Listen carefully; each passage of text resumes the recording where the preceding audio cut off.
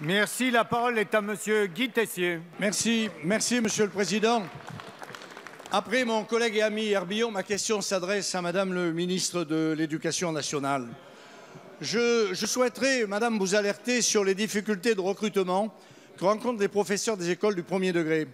D'après le rapport budgétaire des sénateurs Jean-Claude Carle et François Férat, remis en novembre dernier, les démissions d'enseignants stagiaires ont augmenté entre 2012 et 2016, le taux triplant dans le premier degré et doublant dans le second degré dans les années de référence.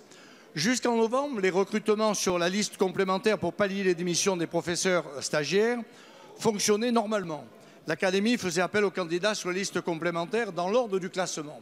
Or, le 20 novembre dernier, le rectorat de l'Académie Aix-Marseille informait les candidats sur la liste complémentaire qu'il n'y avait plus de budget pour ces recrutements. Malgré les démissions qui perdurent, les recrutements sont donc interrompus par décision de votre ministère. Les postes donc ne sont plus pourvus. Certains postes sont pris par des remplaçants, ce qui occasionne par ailleurs un manque de remplaçants dans certaines circonscriptions. Cette situation va donc engendrer de grosses difficultés au niveau des affectations à la rentrée prochaine, puisqu'il manquera des professeurs des écoles. Cette situation a pu nous interroger sur les raisons qui conduisent autant de stagiaires à démissionner. Faut-il y voir notamment des lacunes dans la formation initiale ou des difficultés tout simplement à enseigner dans certaines zones? Elle révèle, quoi qu'il en soit, une totale défaillance du ministère en termes de gestion des ressources humaines. J'aimerais donc savoir quand prendrez-vous des mesures pour débloquer la situation afin qu'un enseignement de qualité puisse continuer à être assuré dans l'Académie d'Aix-Marseille, afin que tous les élèves puissent avoir un enseignement et que les candidats inscrits sur les listes complémentaires qui n'ont pas démérité puissent être recrutés comme la situation l'exige. Merci. La parole est à Madame Najat Vallaud-Belkacem, ministre de l'Éducation nationale, de l'enseignement supérieur et de la recherche. Merci, Monsieur le Président. Mesdames et Messieurs les députés, Monsieur le député Guy Tessier, peut-être d'abord pour qu'on y voit plus clair, vous nous parlez de l'Académie d'Aix-Marseille. Juste pour rappel pour l'ensemble de l'Assemblée, entre 2008 et 2012, dans cette académie, ce sont 1518 postes qui ont été supprimés. Entre 2013 et 2017, dans cette même académie, ce sont 1620 postes qui ont été créés. Donc, Monsieur le député, oui, nous créons des postes.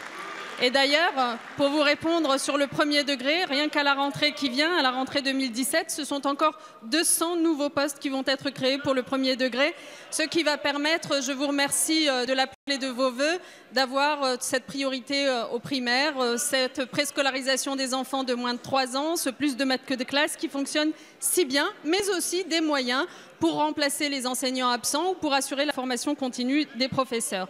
Monsieur le député, je vais vous dire tout de même, c'est sur tout cela que vous reviendrez si le programme de M. Fillon s'applique et qu'au bas mot, entre 100 et 150 000 postes d'enseignants sont supprimés demain. Mais bon, revenons à votre question. Vous disiez, il y a ces dernières semaines, en effet, des enseignants qui se sont absentés et vous regrettez qu'on n'ait pas fait appel à des listes complémentaires pour les remplacer. Parce que la règle est simple, dans ces cas-là, on fait appel à des postes contractuels, monsieur le député, pour une raison simple, c'est que ceux qui sont sur liste complémentaire, eh bien, ils n'ont pas suivi la formation initiale que nous avons prévue désormais pour tous nos enseignants. Et donc, à partir de la Toussaint, je vous le confirme, dans toutes les académies, ça n'est pas aux listes complémentaires que nous faisons appel, mais aux contractuels. Et les contractuels bénéficient d'une formation qui leur est propre et sont d'ailleurs accompagnés pour passer le concours à leur tour. Bref, monsieur le député, nous accordons sur un point, une fois n'est pas coutume, c'est que dans votre académie comme ailleurs, les besoins existent et que pour cela, il faut continuer à créer des postes. Merci, Madame.